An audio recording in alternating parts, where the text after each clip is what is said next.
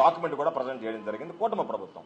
మీరు ఇచ్చినటువంటి డాక్యుమెంట్ ప్రకారమే 6,46,6,000 కోట్ల రూపాయలు అప్పు ఉంది అని చెప్తే దాన్ని మరలా 14 లక్షల కోట్ల అప్పు ఉందని చెప్పి ఈరోజు మీరు ప్రజలకి ఎగ్గొట్టాలనుకుంటే ఎగ్గొట్టేయండి సంక్షేమ పథకాలు. మేము ఇవ్వలేము, మాకు ఇవ్వడానికి మనసు రాదు అంటే దాన్ని ఎవరు మేము అడగం. ఎందుకంటే మీకు ఓట్లు వేసినారు, ప్రభుత్వం వచ్చింది, ఈరోజు మోసం చేయాలనేటువంటి ఆలోచన చేస్తున్నారు. కానీ దాన్ని తప్పించుకోవడానికి ఏదో ఒక విధంగా నెపం ఎత్తుక్కుంటే ప్రజల్లో మరింత నవ్వులు పాలేటువంటి అవకాశం ఏర్పడుతుంది. మీరు ఇచ్చినటువంటి డాక్యుమెంట్స్ ఆధారంగా మాట్లాడుతున్నాం తప్ప మేము మాట్లాడేటువంటి మాటలు కాదు. కాబట్టి కాగుకు దాచిపెట్టామంటే ఈ 5 నెలలు ఏమి గాడిదలు కాశారు మీరు, అవన్నీ తీసి చూసి కదా నివేదించిన తర్వాత మీరు ఒక ఫిగర్కి 60 అయ్యారు.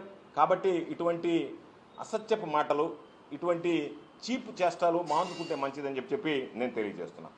మరొక రెండో మాట మాట్లాడాడు.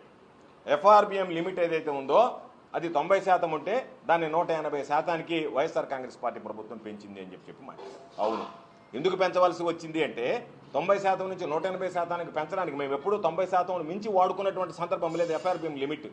కానీ 90% నుంచి 180%కి ఎందుకు పెంచామంటే కోవిడ్ సమయంలో రెవెన్యూ రిసీట్స్ రాలేదు.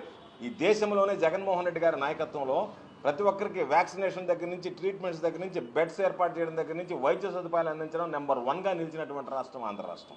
అందరి మన్నలు ఈరోజు ఇతర దేశాలలో కూడా ఆంధ్ర రాష్ట్ర ముఖ్యమంత్రి జగన్మోహన్ రెడ్డి గారు అందించినటువంటి సేవలు ఎనలేనివి అని చెప్పి కొనియాడినటువంటి సందర్భాలు. ఆయనని ఎంతోమంది బ్రహ్మాండంగా చేశారు అని చెప్పి కితాబ్ ఇచ్చినటువంటి పరిస్థితి. అటువంటి ముఖ్యమంత్రి గారు 90 నుంచి 180% పెంచి ఒక జీవో ఇష్యూ చేశారు.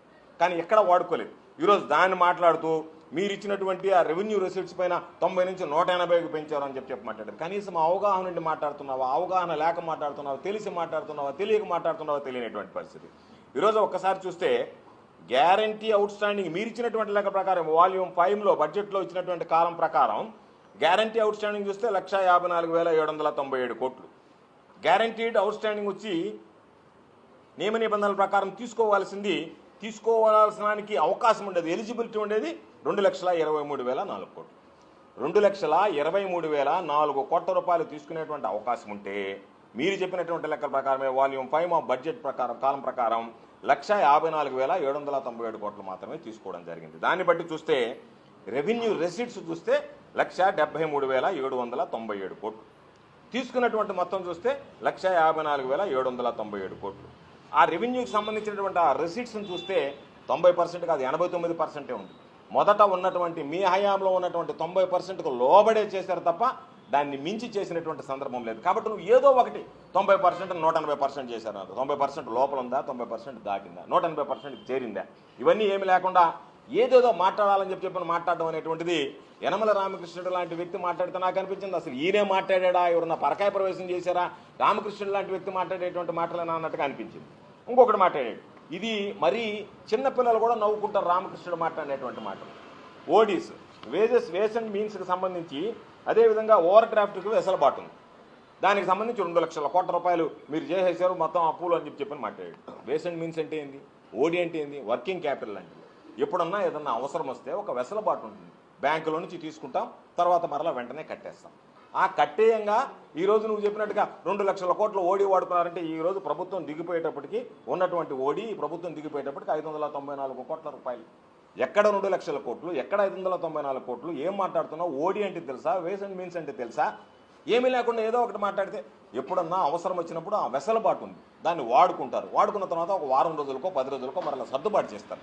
ఓవర్ డ్రాఫ్ట్ ఫెసిలిటీని గురించి నీకు తెలిసనే నేను అనుకుంటున్నా. ఓవర్ డ్రాఫ్ట్ ఫెసిలిటీ అనేటువంటిది చిన్నపిల్లవాడికి కూడా తెలుస్తుంది, లేదా చిన్న ఎంటర్ప్రెనర్ ఎవడన్నా సరే ఎంటర్ అయితే ఆ ప్రతి ఒక్కరికి కూడా ఓడీ ఫెసిలిటీ ఉంటుంది, ఓడీని గురించి అవగాహన ఉంటుంది.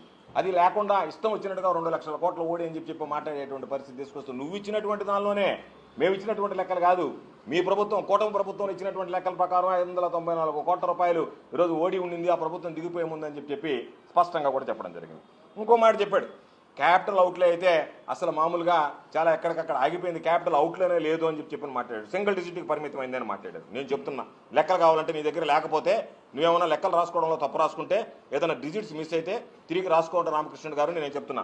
2019-2020లో టోటల్ క్యాపిటల్ అవుట్లే వచ్చి 12,242 కోట్లు. 2020-2021 సంవత్సరానికి సంబంధించి టోటల్ క్యాపిటల్ అవుట్లో వచ్చి 18,975 కోట్లు. 2021-22 సంవత్సరానికి సంబంధించి టోటల్ క్యాపిటల్ అవుట్లే వచ్చి 16,373 కోట్లు. 2022-23 సంవత్సరానికి వచ్చి టోటల్ క్యాపిటల్ అవుట్లే వచ్చి 7,156 కోట్లు. 2023-24 సంవత్సరానికి వచ్చి టోటల్ క్యాపిటల్ అవుట్లే వచ్చి 23,330 కోట్లు. కాబట్టి నువ్వు మాట్లాడేటువంటి మాటలకి ఈరోజు అసలు నువ్వు ఎకానమీ అంటే ఏందో తెలుసా? నువ్వు అసలు ఏ విధంగా ఈరోజు ఫైనాన్స్ మినిస్టర్గా పనిచేసావు అనేటువంటిది అనుమానాలు వస్తున్నాయి ప్రజలు.